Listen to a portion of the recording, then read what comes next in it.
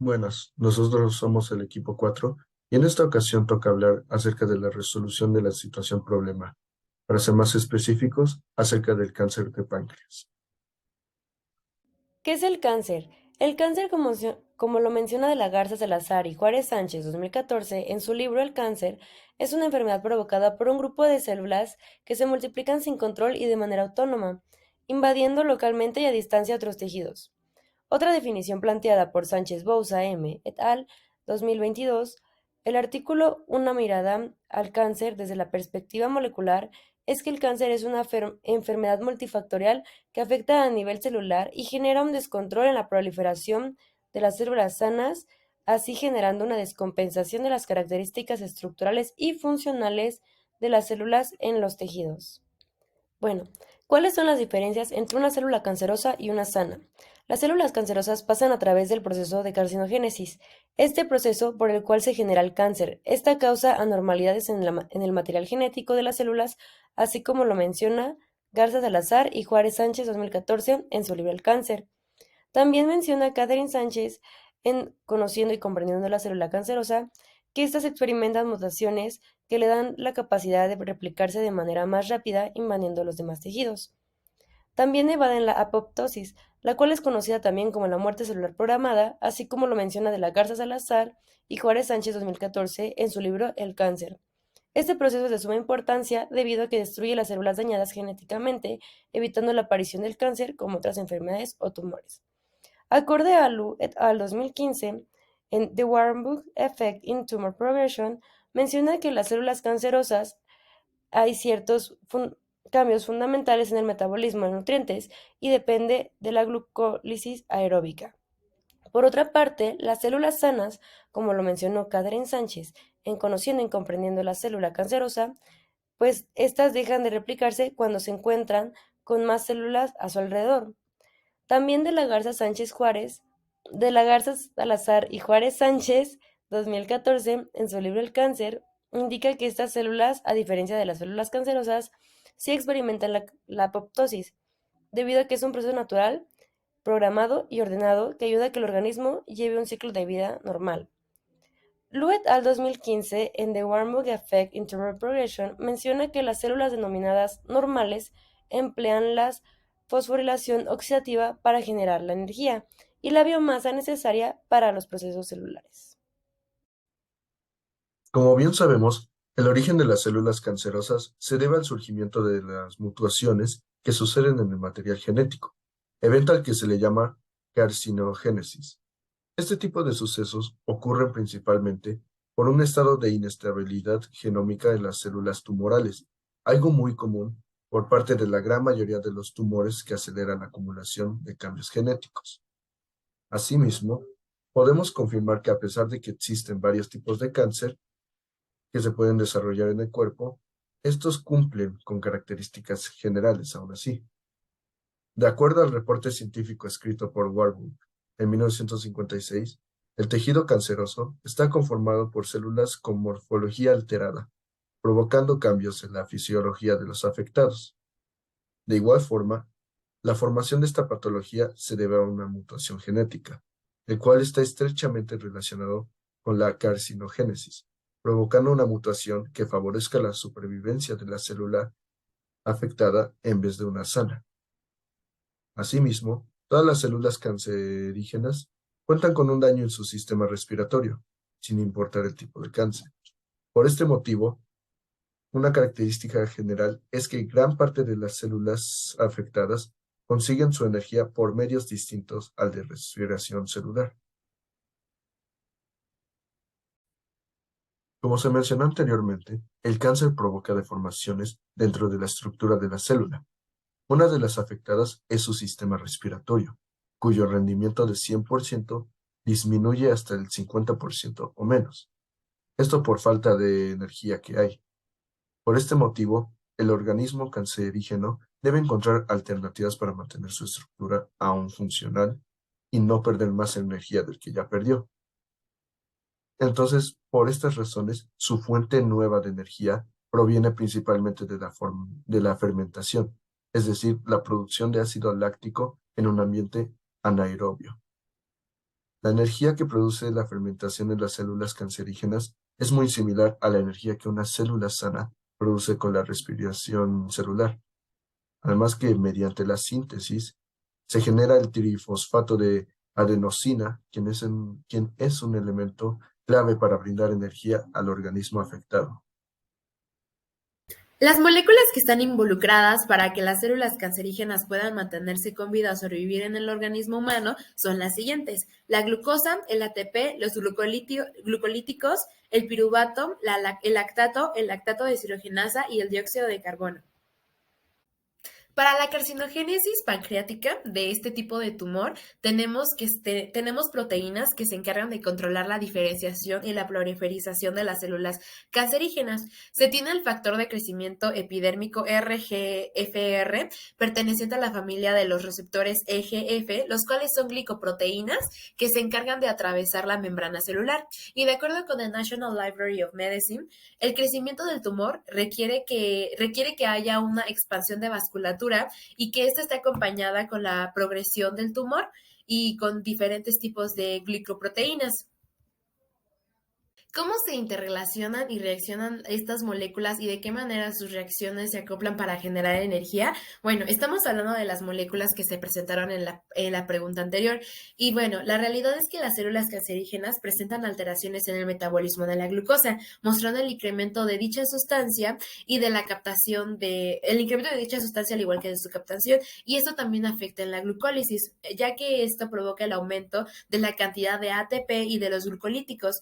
Entonces, la mayoría del piruvato que se genera en la glucólisis se convierte en lactato en el citoplasma por la acción enzimática del lactato deshidrogenasa para posteriormente oxidarse en la mitocondria.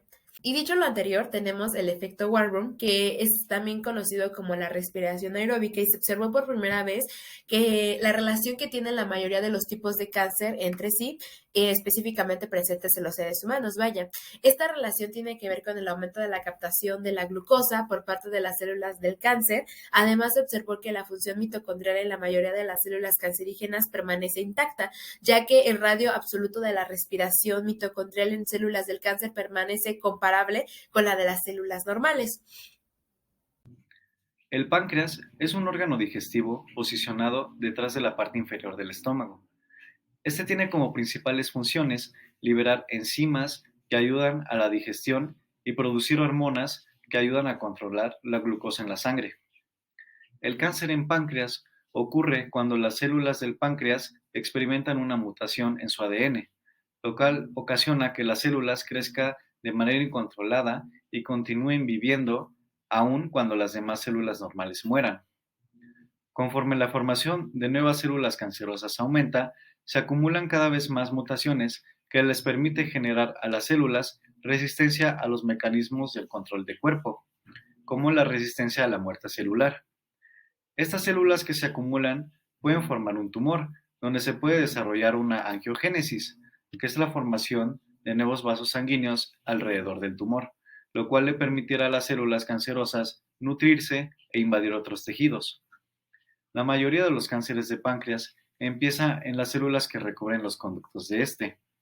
Este tipo de cáncer se conoce como adenocarcinoma pancreático. Con menor frecuencia, el cáncer puede formarse en las células productoras de hormonas o en las células neuroendocrinas del páncreas. Estos tipos de cáncer se denominan cáncer pancreático endocrino. Como ya hemos visto, las células cancerosas modifican su metabolismo energético, de manera que lo reprograman para poder abastecer sus necesidades biogenéticas, ya que requieren de un elevado requerimiento de nutrientes, energía y actividad biosintética. De esta manera es como mantienen un crecimiento acelerado y descontrolado.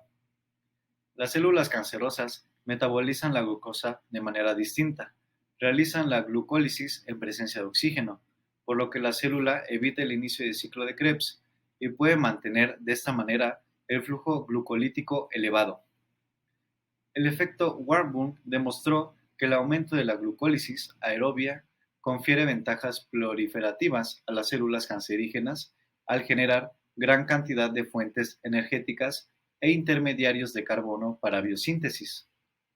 El fenotipo metabólico de Warburg es ampliamente asociado al cáncer, por lo que, a pesar de las diferencias que presenten los distintos cánceres en humanos, existen técnicas que permiten detectar el cáncer a través del efecto Warburg, como la tomografía por emisión de positrones, o PET, que se encarga de evaluar las funciones de tejidos y órganos mediante la identificación de cambios a nivel celular utilizando una radiosonda FDG que se asemeja a la glucosa. Los tumores muestran un alto consumo de glucosa y FDG en comparación con los tejidos normales. Esta es una técnica realmente eficiente y representa una gran alternativa para la detección temprana del cáncer de páncreas.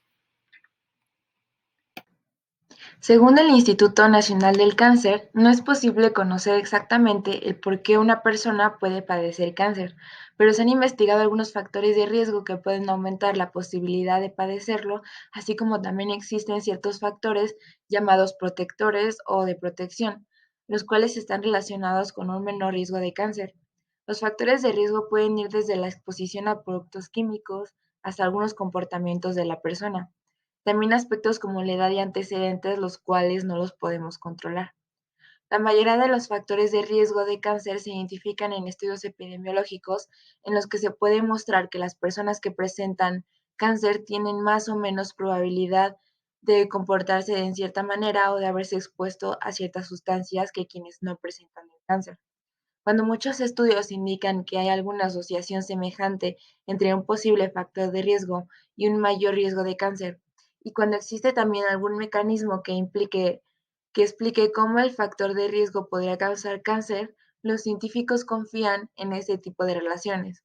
Los factores de riesgo que hasta la fecha son conocidos y estudiados son el consumo de alcohol, el tipo de dieta que lleva la persona, la edad, gérmenes infecciosos, hormonas, inflamación crónica, inmunosupresión, exposición a la luz solar, obesidad, exposición a la radiación, sustancias en el ambiente y el consumo de tabaco.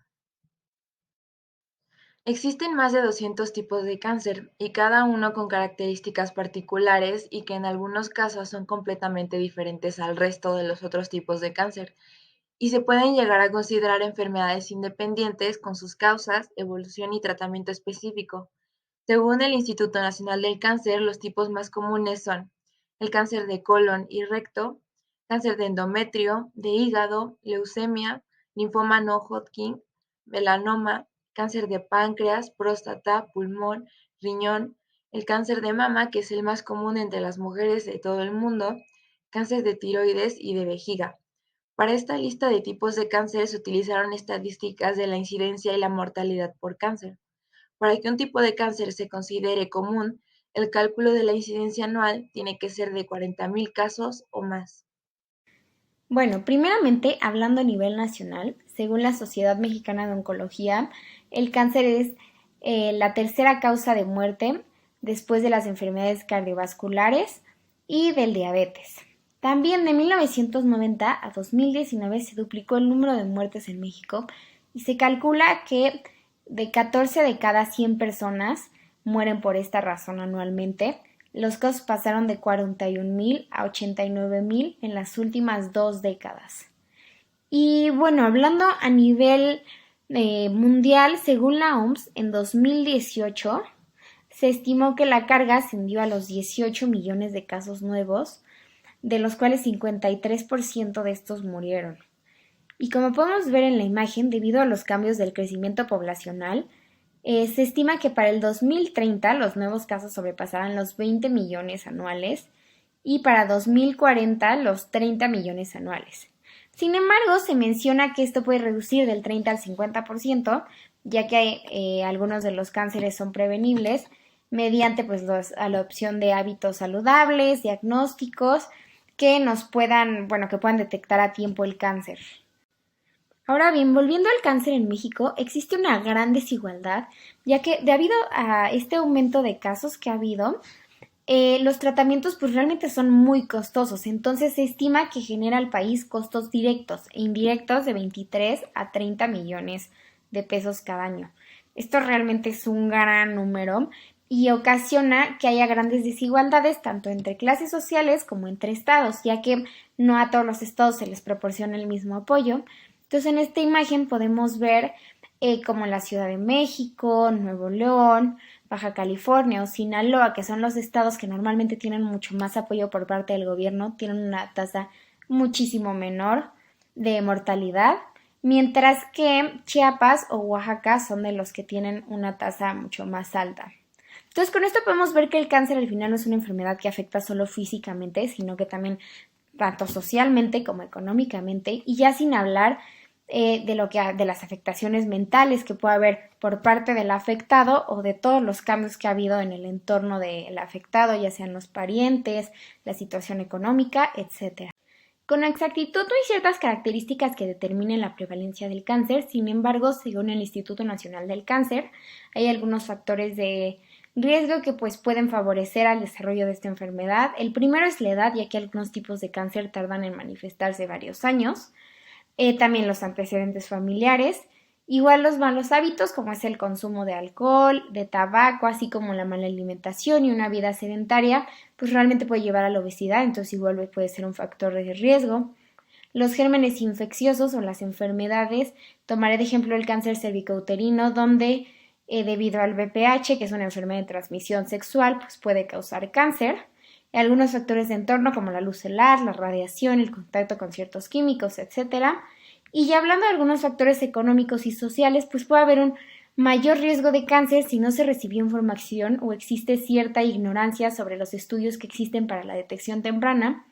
Y al igual, y debido a que el gobierno no proporciona estos estudios gratuitos, si no se cuenta con un ingreso que permita el uso de ciertos fondos hacia la salud, ya que estos estudios al final son muy costosos, pues muchas personas al final no se los realizan y pues esto puede aumentar el riesgo de tener cáncer o que no se le detecte a tiempo y se pueda tomar un tratamiento antes de que sea muy tarde.